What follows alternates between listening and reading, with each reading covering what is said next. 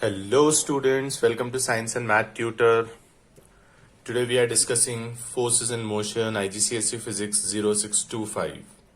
Last class we did distance time graph and this class we are moving towards speed time graph.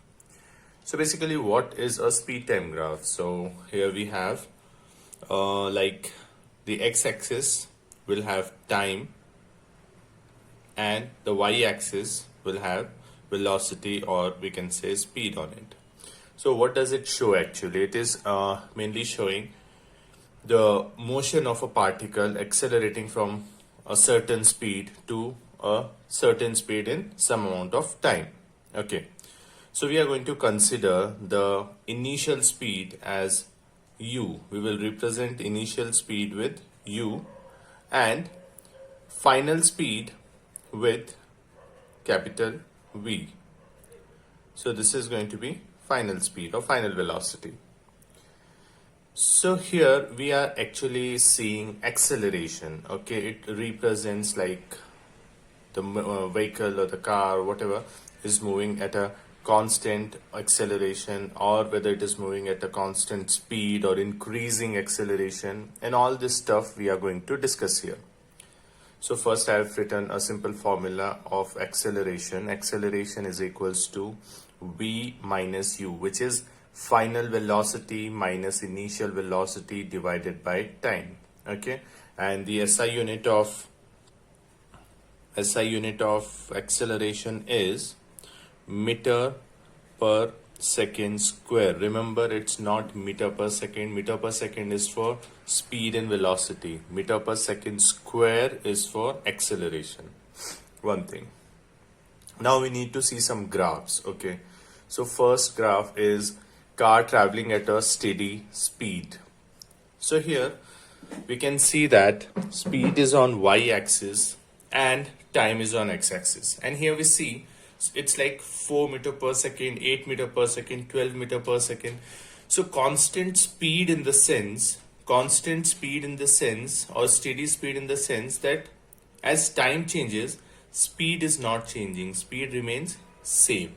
So we get a horizontal line graph. Okay, so here I say this car is moving at a speed of 12 meter per second. So how do I represent it? It is going to be this way. So it will be a straight line, a horizontal line on 12 meter per second. What was there in previous distance time graph? Distance time graph, we had a slope of straight line where it was representing that the car is moving at a constant speed. But here in speed time graph, it's going to be a horizontal line. Okay, remember this. This indicates that the car is traveling at a steady speed. Now second part. Okay, now this graph is showing car traveling at a steady acceleration. Steady acceleration means speed is increasing per unit time but at a constant rate. Like, say first part I say in 1 second the speed is 4 meter per second. Another second, at time 2, it is moving at 8 meter per second. In time 3 or 3 second, it is 12 meter per second. So what are you seeing here? That the time is increasing by 4 meter per second every time. So this is basically, okay, I'll show you one more. 4th second, it's going to be 16 meter per second. So here also you see the difference is always 4 meter per second. So this indicates that speed is increasing. Definitely it is an acceleration, but a steady acceleration, or you can say constant acceleration. Constant acceleration, you can see why it is constant, because every time speed is increasing by 4 meter per second, and we get a graph like this: 1 meter 4, 2 meter 8, 3 12, 4 16, like that. So you can see that it's going to be a straight line, a slope. Okay, so a positive gradient. This is a car traveling at a steady, or you can say constant acceleration. Next, now car is traveling at a increasing acceleration. Increasing acceleration means now speed is going to increase. Definitely here also speed was increasing in previous part, but now even the difference between the speed will also increase. How? A simple example I'll give. Say in first second it is 4 meter per second. Now after, or in the second one, it's not going to be 8, maybe it is say 10 meters per second. And after that 3 seconds it won't be 12, it's going to be say 18 meter per second.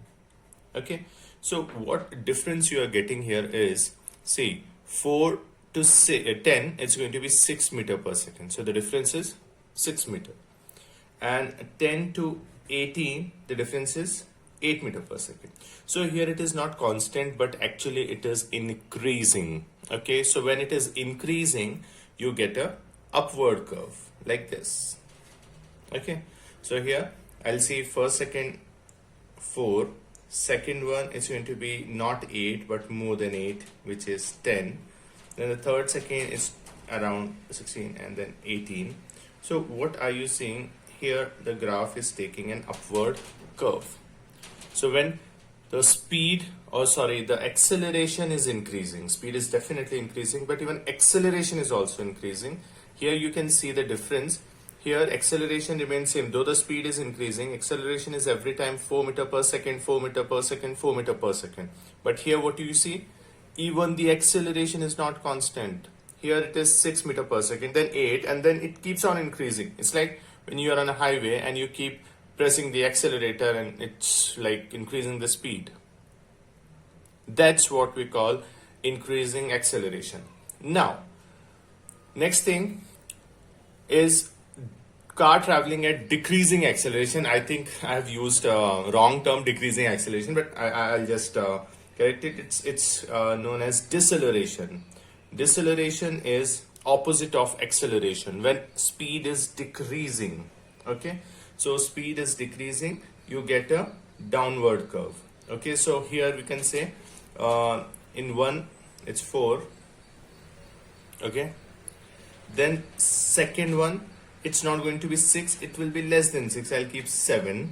Okay, and in third one it's not going to be 12, it's going to be around 10. So what are you seeing?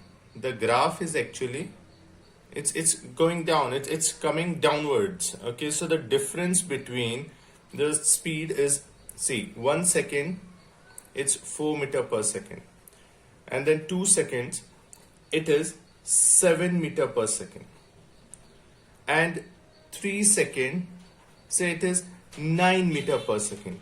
So you see the difference. What's happening here?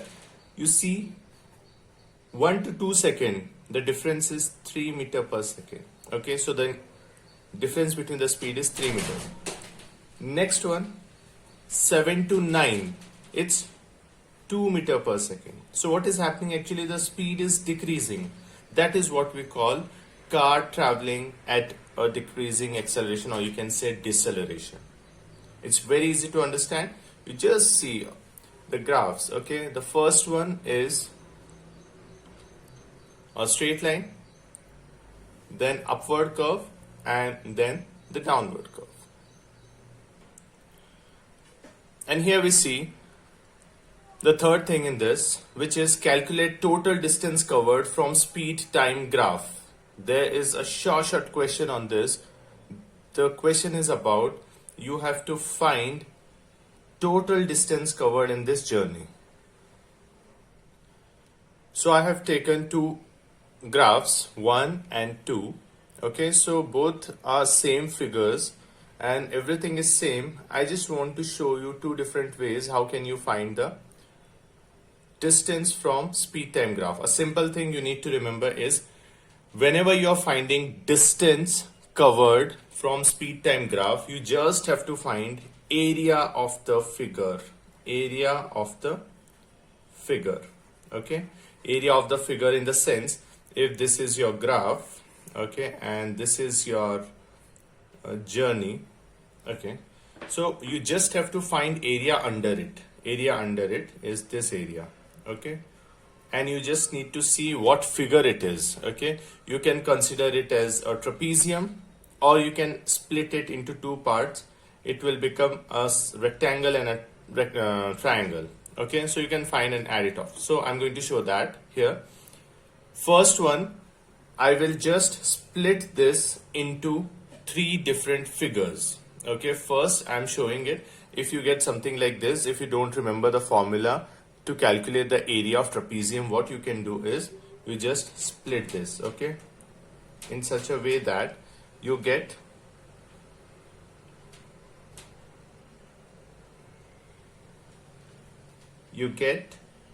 one rectangle and two triangles. You find the area of these and find and add it off to get the total distance covered. So I'm finding first part. Okay, this is first, second and third. So first is triangle's area. So half into base into height. So what is base here? Half is this. Base is 0 to 2. So it's 2 into height is, this is the vertical height we have to consider, not the slant one, 20. Okay, so it's going to be 20 into 2, 40. 40 is half is 20 meters. So this part is giving me 20 meters. Now second part. Second part again, it's L into B because it's a rectangle. So here you see 2 to 5. So 1, 2, 3. Okay, so breadth is 3 and length is it's 20. So 20 into 3 will give 60 meters. Okay, and the third thing is another triangle, which is half into base into height. Here we see half into base is actually 1 into height is again 20. So it's going to be half of 20, it's 10 meters. So what is the total distance covered in this is, add it off, add the rest values like 20 plus 60 plus 10 and you get 90 meters. Okay, so 90 meters is the answer. Now this was a way, and there's another way. You just calculate directly if you see that the figure is trapezium. Okay, and if you know the formula of area of trapezium, you can easily find it. Okay, so what I'm going to do here, again I'll just use the formula of area of trapezium. So what is area of trapezium? It will save your time because you're doing it in one go. So area of trapezium is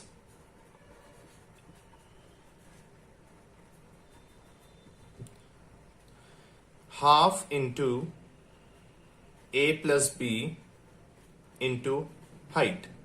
So what are a plus b? See, parallel lines are a and b. You can consider any one as a and b. Fine, that you do.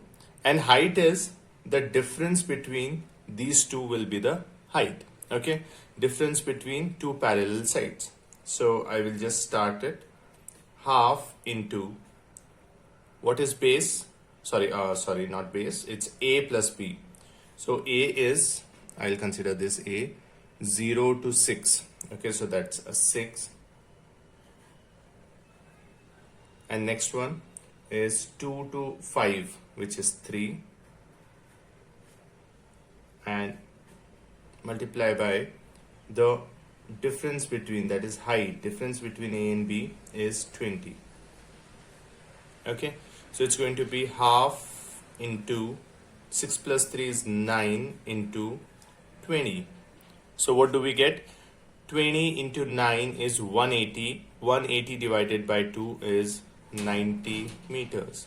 Again, so it's the same thing. You are going to get same answer whether you split your figure to find your areas. Okay, you do rectangle, triangle stuff, or you just do it in a one go, which is a trapezium. Both the ways you get the same answer.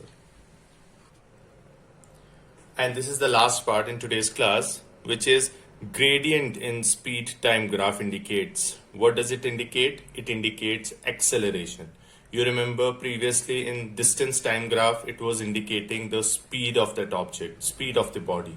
Here it is going to indicate acceleration. As we know that this is going to be time on x-axis and here it will be speed. Okay, and we get a slope. Okay, so on this line we have to find what? Gradient, and the way is again same to same. Gradient m is equals to rise by run. Okay, rise by run. And how do we get rise by run? You need to select any 2 points on the graph. Okay, I've selected these 2 points and I will just make a right angle triangle. Okay, this is going to be a right angle triangle. This part is known as rise. Okay, from here till here this is rise, and then this is run. Okay, so when you do rise divided by run, you get gradient. And what is gradient? Gradient is basically acceleration. So basically it is v minus u by t or rise by run. Both the ways you get what? You get acceleration. This is what gradient in speed time graph indicates. That's all for today. Thank you so much, guys. If you like my video, please subscribe and share it with your friends. Thank you so much.